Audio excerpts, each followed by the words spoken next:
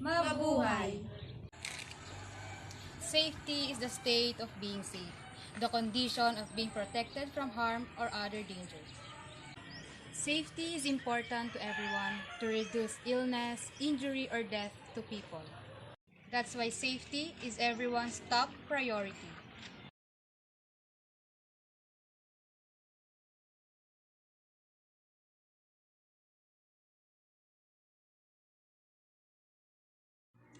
Immediately put the burnt part in running water for at least 20 minutes. Cover with gauze if there is a wound. Do not use toothpaste, ice, oil, or ointment as this will make.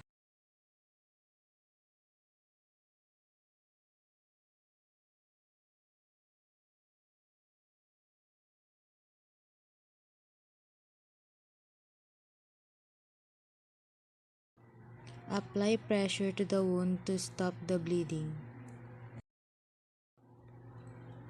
Wash the wound with running water.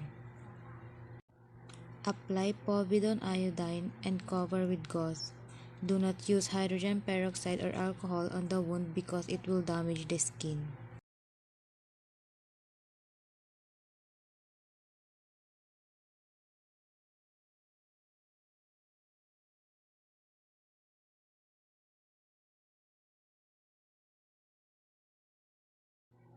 Go to the hospital if the wound is deep or if the bleeding does not stop.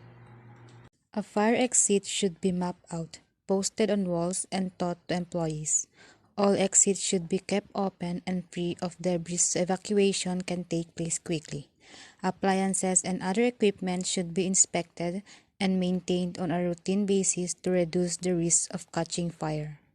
Workplace injuries are a lot more common than you might think, and decided to identify the hazards and provide some timely tips on how to improve kitchen safety. Workplace safety is of paramount importance. Hazards exist in all workplaces in every industry. Risk assessments and hazard management is designed to lower those workplace risks.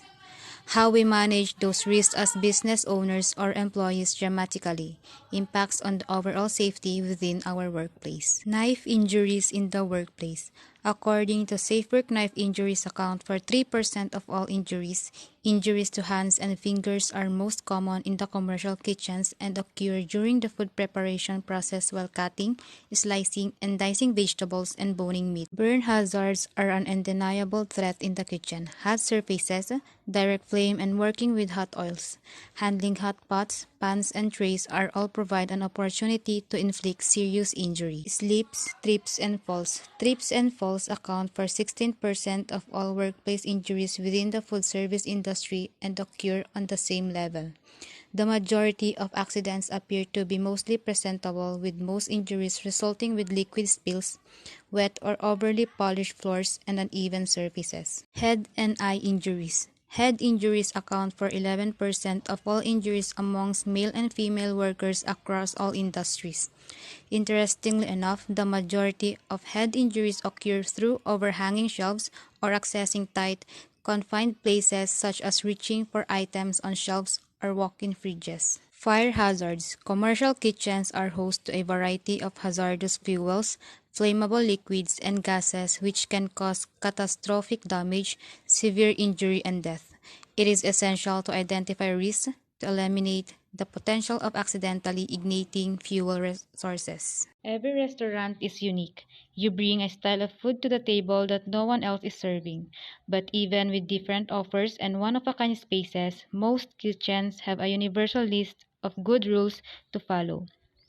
According to your Health and Safety Encyclopedia, these general guidelines can help your restaurant stay on track with safety, hygiene, and all-around good practices. Washing hands can keep you healthy and prevent the spread of respiratory and diarrheal infections. Germs can spread from person to person or from surface to people when you touch your eyes, nose, and mouth with unwashed hands. Prepare or eat food and drink with unwashed hands. Handling a knife. Keep fingertips curled under the hand that is holding the food. Point the blade away from your body when cutting, washing, or drying a knife. Always use a cutting board. Secure your cutting board with a damp paper towel or non-slip mat. A clean kitchen is essential for the health and safety of everyone. Regular cleaning can prevent the spread of bacteria and germs. Kitchens are hot, busy, and dangerous places to work. Hot ovens, open fires, and sharp knives all add to the risk of injury. Even to most experienced of chefs, wearing PPE when working in a kitchen. Clean the utensils after every use. Bacteria may cause illnesses that can be on your food, kitchen utensils, counters, appliances, floors, pets, and especially your hands.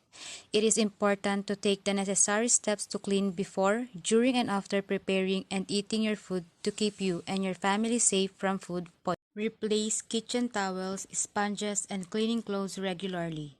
Kitchen towels and these clothes should probably be changed more often than you think. Harmful bacteria can be transferred to a dishcloth when wiping unclean kitchen surfaces. The bacteria are then spread all over the kitchen when the same towel is used to wipe counters, the kitchen table, and the top of the stove. Fire extinguishers can be a small but important part of the home fire safety plan. They can save lives and property by putting out a small fire or suppressing it until the fire department arrives. Keep a first aid kit in the kitchen. Catering first aid kits are necessary for kitchens because they are environments where injuries like cuts, burns, and scalds are likely.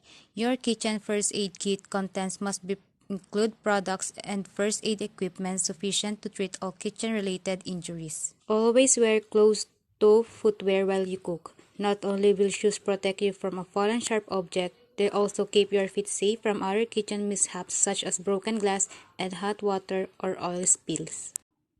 Avoid cross-contamination. However, consider using one cutting board for fresh produce and bread and a separate one for raw meat, poultry, and seafood.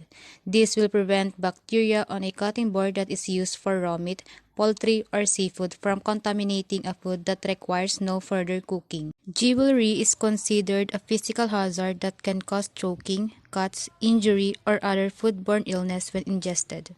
These articles often obstruct proper hand washing and make the process ineffective. Rings and watches cover parts of the skin and can harbor harmful bacteria which can contaminate food. Never leave cooking food on the stovetop unattended, and keep a close eye on food cooking inside the oven. Unattended cooking is the leading cause of home cooking fires. 3 in every 10 reported home fires start in the kitchen, more than any other place in the home.